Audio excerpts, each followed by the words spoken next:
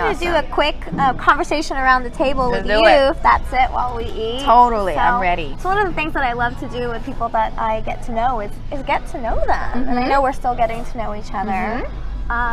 So you just got back from a trip. You were out of town for a while. What was the first thing that, you got back to your kitchen and you're like, yes, I'm finally home? What was the first thing that you ate? When I came back, when I hit Thailand, or when I came back here? When you got back home. When I got back here. They're all home to me. Home is where the heart is, right? I took my whole family back and forth. So when I got back to Dallas, I missed Asian mint food. It was, yes, it is a little bit different, because they season things differently a little bit, in a good way. We've actually make it more fresh, easy on the palate. The flavors are well-rounded. So in Thailand, when you eat, if you realize, whenever you go out to eat, it's community style, it's family style. But in addition to that, they always have a little spice tray. So everyone can spice their food or season their food in the way that they like it the most. Right. I normally eat, sour, forward, little spicy. I'm a spicy girl. She's a spicy lady. Yes. Drama queen on everything. But it was just good because here we're not trained to spice or really change the flavor profile of a dish other than maybe with salt and pepper. Okay. Which has really kind of gotten, away. People are now expecting chefs and restaurants to season your food exactly the way they want to present it. Yeah. That's so interesting because I don't think about that piece. Yeah. So, but it's in Thailand, it's completely different. You'll have a dish and you'll have the condiments. You'll have like a chili fish sauce, pik nam pa, pik nam som. It's all these different things that you can season your food with. Yeah, that's awesome. Okay, so that was the first question. Second question. So I got to meet your kids. Oh yes. When they believe it or not, they did eating meditation with her and her husband and the whole team here, and they sat through this entire process and experienced it and participated. And they're young. They are. One just turned 5 yesterday. The other one's 9, almost 10. I have to say it's the Montessori training to be able to sit and actually do this practice. Yes. You are a business owner and a hard worker. She is always smiling here at Asian Mint. And your mom, what is one tip that you can give that you find to help ground yourself, balancing these different roles? Wow. Realize that it takes a village. You can't do it alone. It always takes a team. You need to surround yourself with amazing people who believe in you, who believe in your mission and your passion, and that we're all on the same path to do what we're supposed to be doing. And then everyone has their own little wheelhouse. They have their own specialty. I'm not good at everything, and you have to come to terms that, hey, somebody else is going to be better at all that. Yeah. I'm really good at talking about it. I'm really good at really promoting the culture inside and out, and that's who I realized that you are. I am. I'm good at that. So I'm know thyself is what yes. I'm not probably great at accounting. I hate accounting. I hate finance. Don't put me, counting, calculating. I can do it, but it's not my thing. It doesn't make your heart sing. No, not really. No. Okay. So it takes a village. It takes a village. You need to surround yourself with the right people so that everybody can blossom and make things happen. If we don't find you here at Asian Mint, and if you were going to go out to eat, one place that you would go? I like Little Hole in the Walls, and we always end up at a dim sum place. Right now it's Kirin Court, which is right down the street. It's close. It's awesome on the weekends. I really don't go on Sunday because the wait's crazy.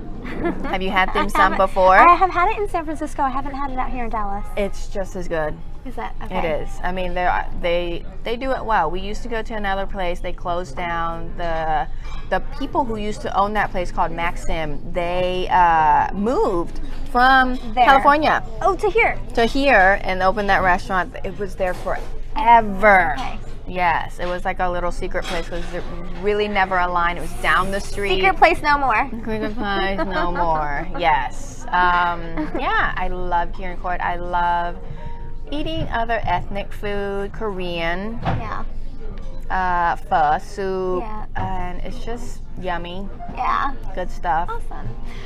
Maybe one or two more questions. Okay. Have you always been in this world of food, or is this something that kind of found you?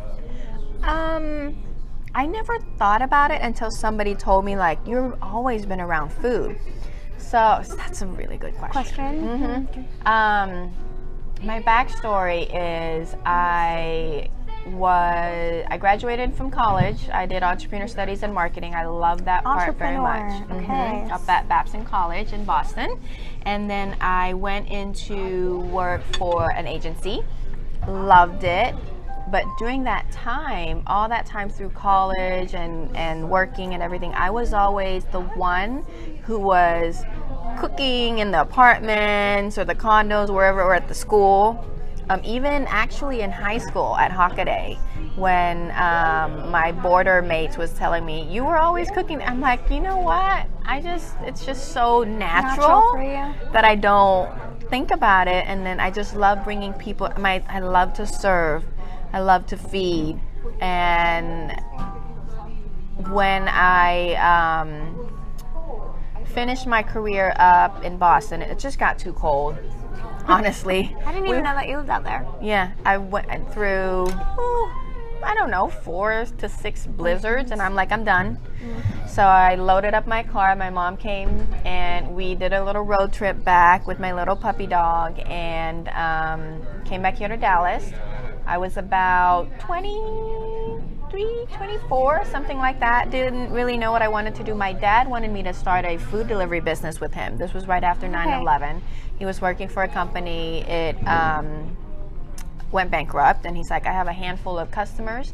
Can you come and help me out? I'm like, okay, I'm going to do it for a year, and then I'm going to go figure out what I want to do on my own. That was the time that I got to learn how to open a company, where to go register, do all that stuff. Everything was meant to happen. As you know. Yeah. And I did that at the same time. I was working at a Thai restaurant serving. I was delivering food in and out of 30, 40 different kind of restaurants.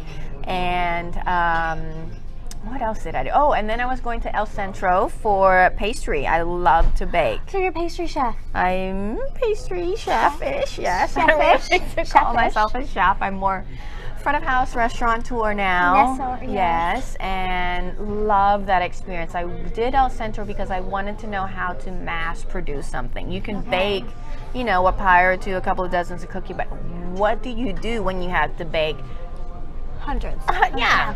So it was learning that commercial kitchen. You know, you have that floor to ceiling rotating proof oven. That was so cool. And I'm like, amazing. Oh my God, it's like the best toy ever. It was so fun, and I still go down there. Steve DeShazo is running the culinary program there. That's fantastic. So you've maintained that relationship. Absolutely. So that leads me into I don't know if did you. So and I don't know what else did we talk about. So did that kind of just basically lead you from there to? Yes. So I was doing all those, singing in a band at the restaurant that I was serving at, all that, and then met my future husband.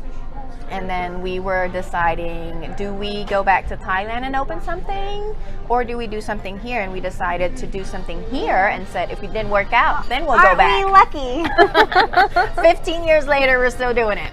Look at So that. yes, that's how it came about. There was a void. We've found that, you know, there wasn't back in the day a Thai restaurant that had an awesome wine list, and our wine list was always based on having sustainable wines, women owned if possible. Wow. We were one of the first, and at that time there was probably like 3 wineries over in California that did like either organic or sustainable. was really hard to create that wine list. People said, like, you're crazy. And I'm like, I'm going to try. You know, we'll throw in a couple of names that you're used to, but we have the weirdest wine list, and people would be like, I don't get it. But we kept going at it. And also a Thai restaurant that offered an amazing dessert and coffee, so you didn't have to, like, finish your meal and go somewhere else to have dessert.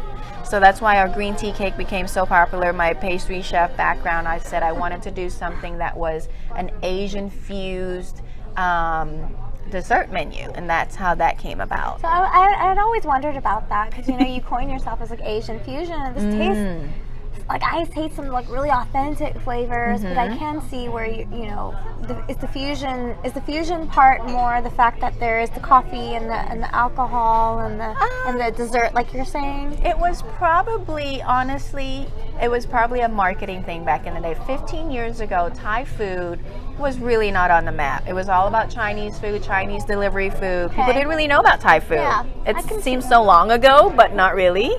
And so I decided, you know what, we're going to call ourselves Asian Fusion. It was really coming into trend. We were probably one of the first Asian fusion restaurants here in the Dallas area. Yeah.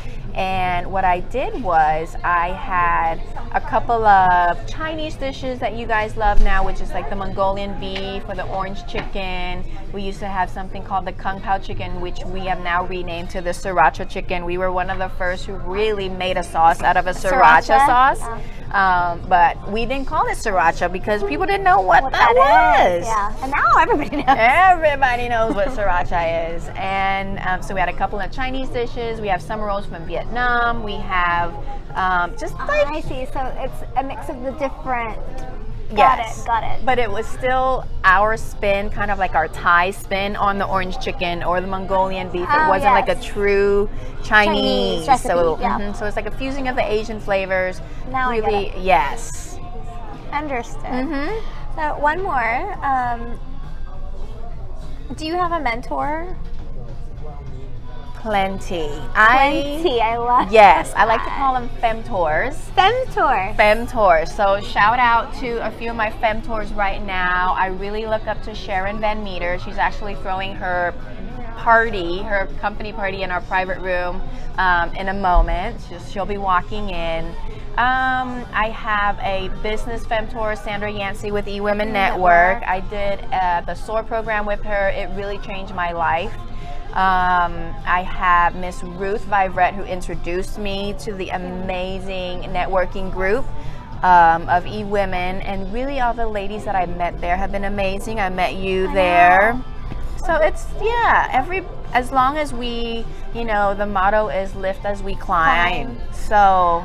And I have to say, she did that. You've done that for me. Like, thank you. You're honestly like one of the first people to dive in and say, I love what you're doing, and how can I support you, and how can we do this together and create a movement here. And I personally want to thank you for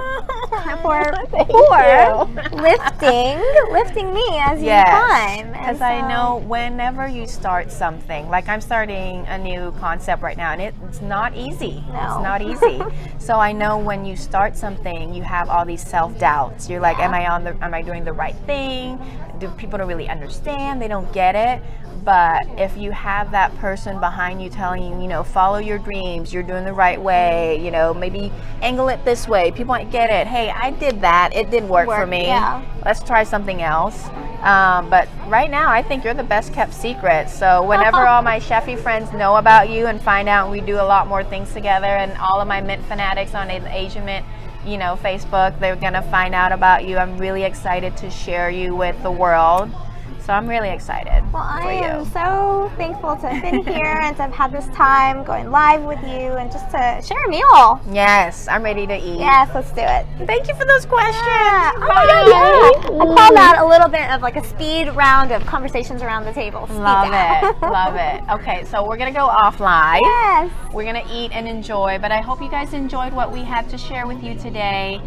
We don't do a lot of lives. I think we probably need to do a lot more. This has really have been soul feeding, I hope, for you and for us. do go and check out Eating Meditation at asianmint.com on our event page. I am now inspired to maybe do a little promo. I will do a promo code for anybody who watches this live, so it's only going to be on our Facebook page. I'm going to go have my team create it so that you can get it. Yeah, at like a a good holiday deal. If you know of anyone who would benefit from coming to an eating meditation, or they've been saying something like, I want to do meditation, I want to do this, do that. This is the best gift.